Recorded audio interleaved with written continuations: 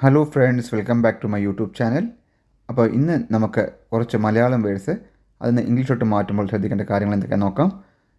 ആദ്യത്തെ വാക്കാണ് എന്തോ പ്രശ്നമുണ്ടെന്ന് തോന്നുന്നു.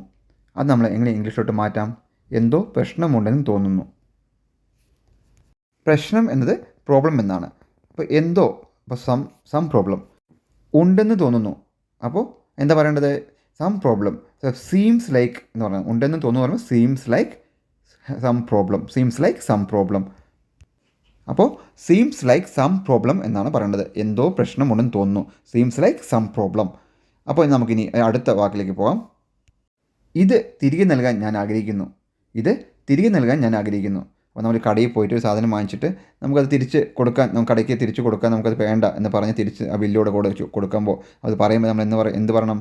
അപ്പോൾ ഇവിടെ നമ്മൾ ഇത് ദയവായി എന്നൊരു വാക്ക് യൂസ് ചെയ്യണം. എന്ത് കാരണം? നമ്മളിത് അവർ തിരിച്ചെടുക്കണം. അതുകൊണ്ട് നമ്മൾ പ്ലീസ് എന്ന വാക്ക് യൂസ് ചെയ്യണം. അപ്പോൾ ഐ വുഡ് ലൈക്ക് ടു, ഞാൻ ആഗ്രഹിക്കുന്ന എന്ന വാക്കാണ് ആദ്യം പറയേണ്ടത്.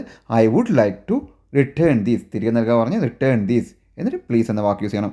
I would like to return these please. അപ്പോൾ ഇത് തിരികെ നൽകാൻ ഞാൻ ആഗ്രഹിക്കുന്നു. അപ്പോൾ I would like to return this please. അപ്പോൾ ഒരു ഐറ്റം നമ്മൾ തിരിച്ചു കൊടുക്കണം. നമുക്ക് ആ ബില്ലോടെ കൂടെ കാണിച്ച് തിരിച്ചു കൊടുക്കുമ്പോൾ I would like to return this please എന്ന വാക്ക് നമ്മൾ യൂസ് ചെയ്യാം. അപ്പോൾ ഇനി നമുക്ക് അടുത്തൊരു സെൻറ്റൻസിലേക്ക് നോക്കാം. വീട്ടിലെല്ലാവർക്കും സുഖം തന്നെയല്ലേ എന്ന് നമ്മൾ പറയാറില്ലേ? വീട്ടിൽ എല്ലാവർക്കും സുഖം തന്നെയല്ലേ? അതെങ്ങനെ നമ്മൾ ഇംഗ്ലീഷോട്ട് പറയുക? വീട്ടിൽ എല്ലാവർക്കും സുഖം തന്നെയല്ലേ? അപ്പോൾ വീട്ടിൽ എല്ലാവർക്കും, അതിൻ്റെ ഇംഗ്ലീഷ് എന്താണ്? Every one at home. എല്ലാവർക്കും പറയുമ്പോൾ എവരി വൺ. ഇപ്പോൾ വീട്ടിൽ എല്ലാവർക്കും എന്ന് ആദ്യം പറയുമ്പോൾ എവരി വൺ അറ്റ് ഹോം, പിന്നെ സുഖം തന്നെയല്ലേ?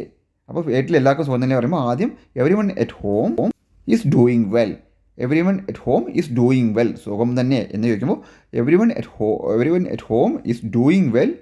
ആൾ റൈറ്റ് അല്ലെങ്കിൽ റൈറ്റ് എന്ന് യൂസ് ചെയ്യാം. അല്ലേ എന്നത് ലാസ്റ്റ് കൊടുക്കണം. അപ്പോൾ റൈറ്റ് ഓർ ആൾ റൈറ്റ് എന്ന് ക്വസ്റ്റ്യൻ ചോദിക്കുന്ന പോലെ വീട്ടിൽ എല്ലാവർക്കും സുഖം തന്നെയല്ലേ? അപ്പോൾ everyone at home is doing well, right. അപ്പോൾ വീട്ടിൽ എല്ലാവർക്കും സുഖം തന്നെയല്ലേ എന്ന് പറയുന്നത് ഇംഗ്ലീഷിലോട്ട് മാറ്റുമ്പോൾ everyone at home is doing well, right. എന്ന് ചോദിക്കണം. അപ്പോൾ everyone at home is doing well, right. അപ്പോൾ നമുക്ക് ഇനി അടുത്ത ഒരു വാക്ക് നോക്കാം. നിൻ്റെ കയ്യിൽ പൈസ വല്ലതും എടുക്കാനുണ്ടോ എന്ന് നമ്മൾ ചോദിക്കാറില്ലേ? കയ്യിൽ കുറച്ച് പൈസ ആവശ്യമുണ്ടെങ്കിൽ നമ്മൾ ഒരാൾ ചോദിക്കുമ്പോൾ നിൻ്റെ കയ്യിൽ പൈസ, കൂട്ടുകാരോട് ചോദിക്കുമ്പോൾ നിൻ്റെ കയ്യിൽ പൈസ വല്ലതും എടുക്കാനുണ്ടോ എന്ന് ചോദിക്കുമ്പോൾ നമ്മൾ എങ്ങനെയാണത് ഇംഗ്ലീഷിലോട്ട് പറയുക? നിൻ്റെ കയ്യിൽ പൈസ വല്ലതും എടുക്കാനുണ്ടോ? അപ്പോൾ ആദ്യം ഇവിടെ ശ്രദ്ധിക്കേണ്ടത് നിൻ്റെ കയ്യിൽ പൈസ വല്ലതും, അത് നമ്മൾ പറയുമ്പോൾ എങ്ങനെ പറയുക? Do you have some money. നിൻ്റെ കയ്യിൽ പൈസ വല്ലതും, do you have some money to lend me. എടുക്കാനുണ്ടോ? To lend me. അപ്പോൾ നിൻ്റെ കയ്യിൽ പൈസ വല്ലതും എന്ന വാക്കിന് do you have some money, എന്നിട്ട് എടുക്കാനുണ്ടോ? To lend me. Do you have some money to lend me. നിൻ്റെ കയ്യിൽ പൈസ വല്ലതും എടുക്കാനുണ്ടോ? Do you have some money to lend me.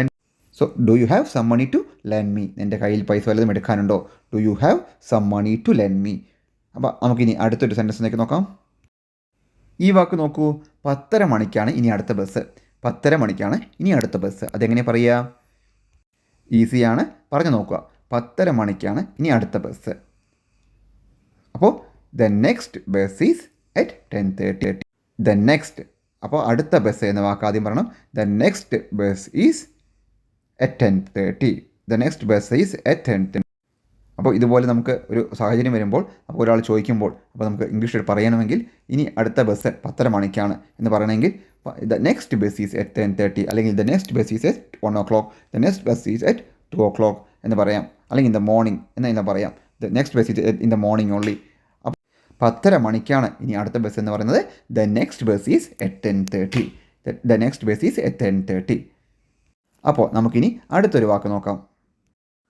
നിന്നെ കാത്തിരുന്ന് ഞാൻ മടുത്തു എന്ന് പറയാറില്ലേ? നിന്നെ കാത്തിരുന്ന് ഞാൻ മടുത്തു. അതെങ്ങനെയാണ് പറയുക ഇംഗ്ലീഷിലോട്ട് മാറ്റുമ്പോൾ? അപ്പോൾ മടുത്തു എന്ന വാക്ക് ടയേർഡ് എന്നാണ്.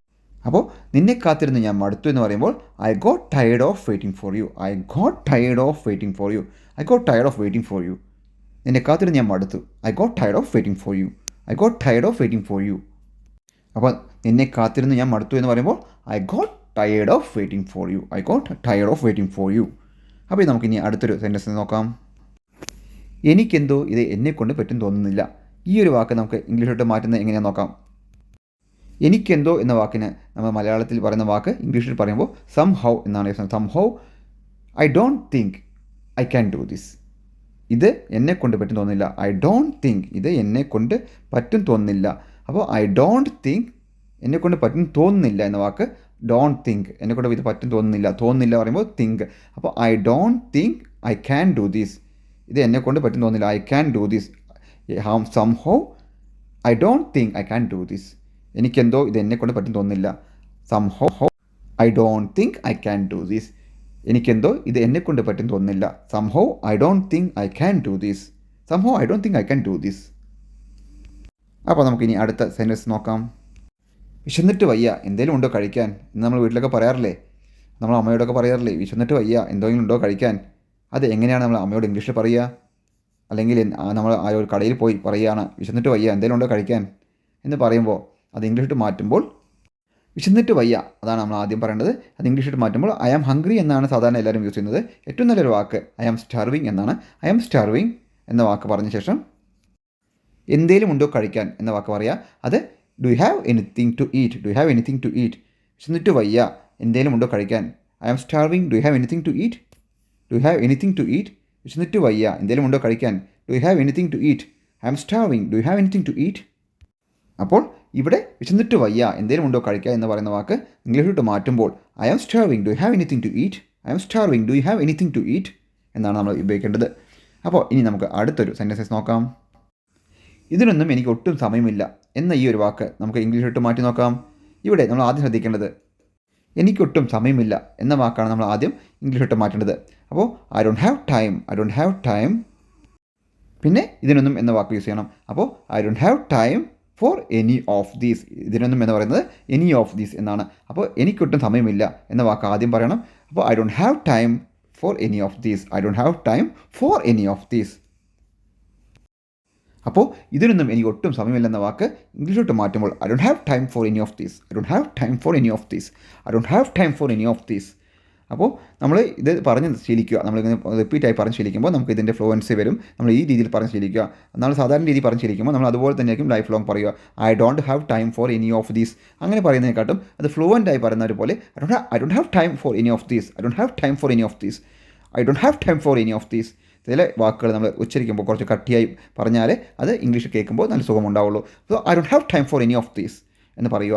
ഇതിനൊന്നും എനിക്ക് ഒട്ടും സമയമില്ല. നമ്മൾ മലയാളത്തിൽ പറയുന്ന പോലെ ഇതിനൊന്നും എനിക്ക് ഒട്ടും സമയമില്ല എന്ന് പറയുന്ന പോലെ നമ്മൾ ഇംഗ്ലീഷിൽ മാറ്റുമ്പോഴും I don't have time for any of these, I don't have time for any of these. അപ്പോൾ ടി എന്ന വാക്കെല്ലാം ഉച്ചരിച്ച് പറയുമ്പോൾ കുറച്ച് ശക്തി കൊടുത്ത് പറയുകയാണെങ്കിൽ നമ്മൾ ഇംഗ്ലീഷിൽ പറയുമ്പോൾ നമുക്ക് കറക്റ്റ് മനസ്സിലാക്കാവുന്നവർക്ക് ഒരു ഇംഗ്ലീഷ് ഫ്ലുവൻസിയോടെ പറയുന്ന പോലെ ഉണ്ടാവും. So I don't have time for any of these എന്ന് പറയുക. അപ്പോൾ നമുക്കിനി അടുത്തൊരു വാക്ക് നോക്കാം. എന്താടാ എന്നെയൊക്കെ മറന്നോ നീ എന്ന് നമ്മൾ പറയാറില്ലേ, ആ ഒരു വാക്ക് നമുക്ക് ഇംഗ്ലീഷിൽ മാറ്റി നോക്കാം. അപ്പോൾ നമ്മൾ ഇവിടെ എന്താടാ എന്നെയൊക്കെ മറന്നോ നീ എന്ന് പറയുമ്പോൾ ഹേ എന്ന വാക്ക് യൂസ് ചെയ്യുക. Hey have you forgotten me or what, have you forgotten me or what. അപ്പോൾ എന്താടാ എന്നെയൊക്കെ മറന്നോ നീ എന്ന് പറയുമ്പോൾ hey have you forgotten me or what, have you forgotten me or what. What എന്ന് പറയുന്നത് നമ്മൾ ഫുൾ വാട്ട് എന്ന് പറയരുത്, വാ എന്ന് പറഞ്ഞാൽ മതി. അപ്പോൾ ഇംഗ്ലീഷിട്ട് യൂസ് ചെയ്യുമ്പോൾ നമ്മൾ വാട്ടിൻ്റെ WHAT എന്നത് WHA എന്ന് പറയുന്ന പോലെ യൂസ് ചെയ്യാൻ പാടുള്ളൂ സ്പീക്ക് ചെയ്യുമ്പോൾ. അപ്പോൾ എന്താടാ എന്നെയൊക്കെ മറന്നോ നീ എന്ന് പറയുമ്പോൾ hey have you forgotten me what, have you forgotten me or what.